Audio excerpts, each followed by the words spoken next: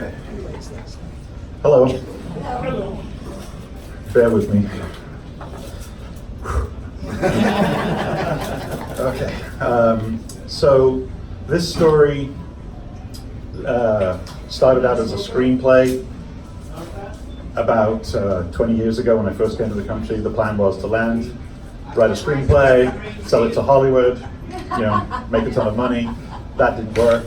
Became a web developer instead, and that kind of thing. So and after 20 years later, I'd written a couple of science fiction novels for middle grade readers, and I wanted to take a break, and I wanted to write something for adults. So I revisited this screenplay, and it's based in a nutshell. It's about what happens after you die when you've never really lived. And so what happens? What happens when you've not really been bad, you've not really been good, you've been nothing. And then this is George Pringate's last hurrah, his last chance to do something. The section I'm going to read, it's section 6 in chapter 1, and the story keeps flashing back to moments in his life, and in this section he's recalling a time where he takes up a yoga class to try and impress his wife.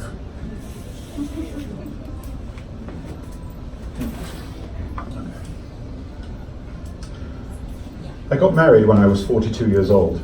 My time spent confined by holy matrimony didn't last long because I was, and I quote, a soulless, boring, lazy son of a bitch. Something like that anyway. That declaration was loudly delivered a little over 2 years after my wife said, I do, and I responded, absolutely. I tried, I really did, but she wanted more out of life, apparently. The page she was on had designs on being upwardly mobile. Donna, being 35 years old, wanted to do a little more world exploring before settling down with kids in a big, luxurious 5-bedroom, single-family home in Anaheim Hills. I would bring home the bacon, give her credit cards to play with, and she'd pay nannies to raise our fantastic children. Once they had left the nest, we'd both be back out on the world stage having adventures until our bodies told us to take it easy. Then we'd retire, spoil our grandkids rotten, and eventually die peacefully and pain-free, surrounded by our super successful, handsome family. Donna was very particular about the details and seemed very focused on her life goals. How we were going to afford all this on my meager $15 an hour was beyond me. It definitely felt like we were on the clock. She'd always ask about my work and the prospects for advancement, and aggressively encouraged me to do something, anything with my script writing. My page was mostly blank, and only had designs on staying at the call center. Climbing up the corporate ladder didn't interest me, and traveling the world, shit, that would mean getting on a plane. F that. The screenwriting was just a hobby, a silly pipe dream, a little creative outlet and never destined to be a career. If anyone wanted to pay me for one of my stories, I'd likely think they were joking or mad, and then I'd have a panic attack. We had discussed all this before marriage, and I guess I had half-heartedly agreed to all her demands, but why wouldn't I? She was attractive, and more critically, somehow interested in me.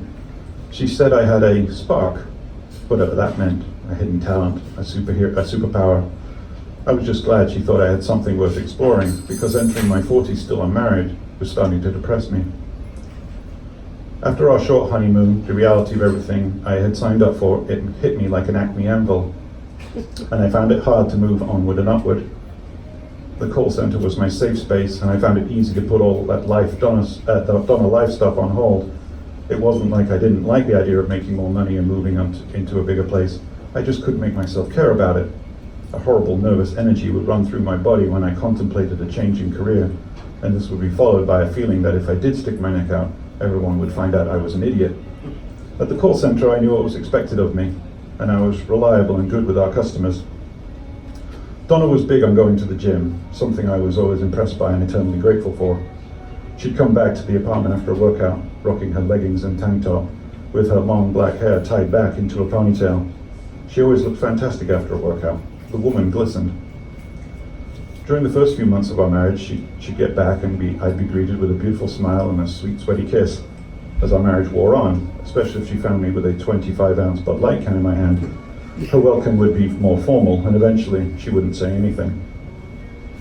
In an attempt to prove I wasn't a completely lost cause, I loudly announced I would sign up for a class at the local gym.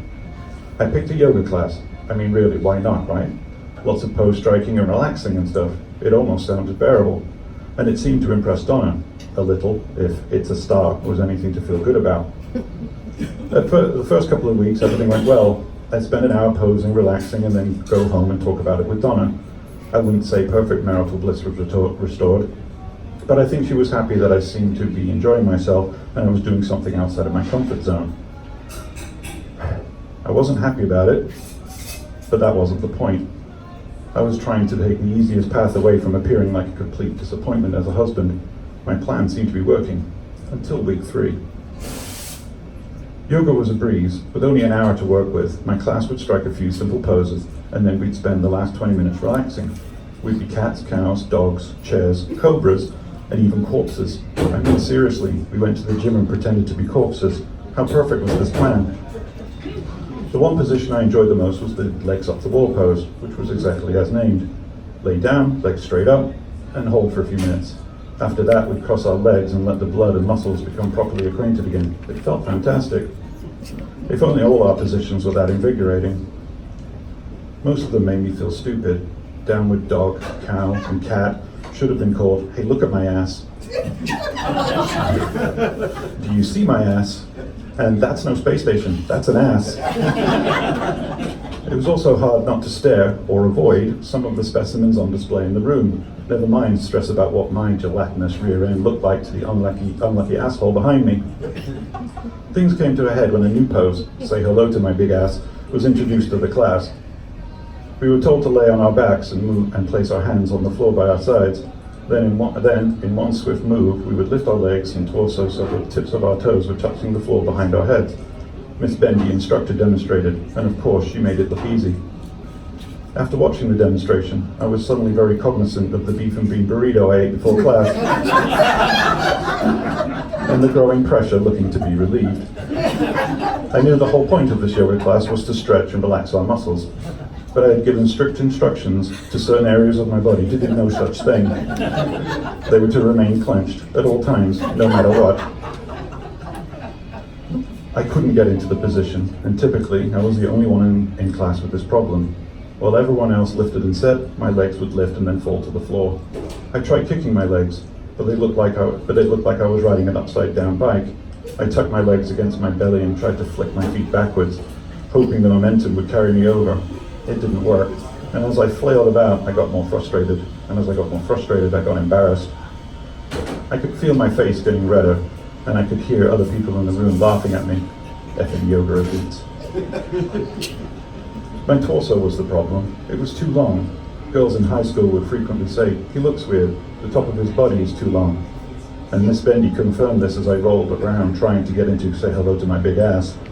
You have a long torso. This position will be difficult. Really? No shit. I hated my body, from its beer-filled belly to its skinny arms and legs. I was weirdly kind of thin and kind of fat at the same time. Thank goodness for that spark, right? I formulated a new plan to get into Say Hello to My Big Ass. I leaned forward and then quickly rolled my whole body backward. As my back hit the floor, I threw my legs towards my head, and it worked. The momentum in my legs dragged my torso into the air, and my feet touched the floor above my head. There was only one problem. I had forgotten all about my clenching responsibilities.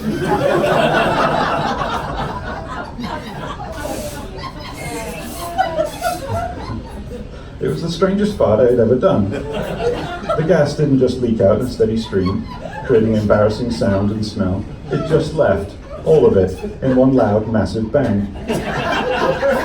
The force of it actually hurt my sphincter muscle. It was so surprising, and I suddenly sounded like a member of the English gentry and shouted, "Excuse me." Then I lost my balance and crashed to the floor in a heap of methane-scented failure. Everyone in the class freaking lost it. Bodies collapsed all over the gym as everyone laughed.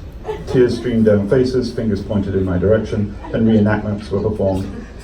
Even Miss Bendy had lost her composure. I rapidly looked at each person in turn, willing them to stop. The sound of their laughter seemed to echo off the walls and double up in my ears. They kept laughing and pointing. I got to my feet and ran to the exit. Of course, pulled on the door that wanted to be pushed. I panicked and couldn't figure out what to do. Push? Push what? Damn it. As I pulled harder, the little voice inside my head started to pick on me. You effed up again. I know. You should have never taken that stupid class. I know. Time for a beer. I know.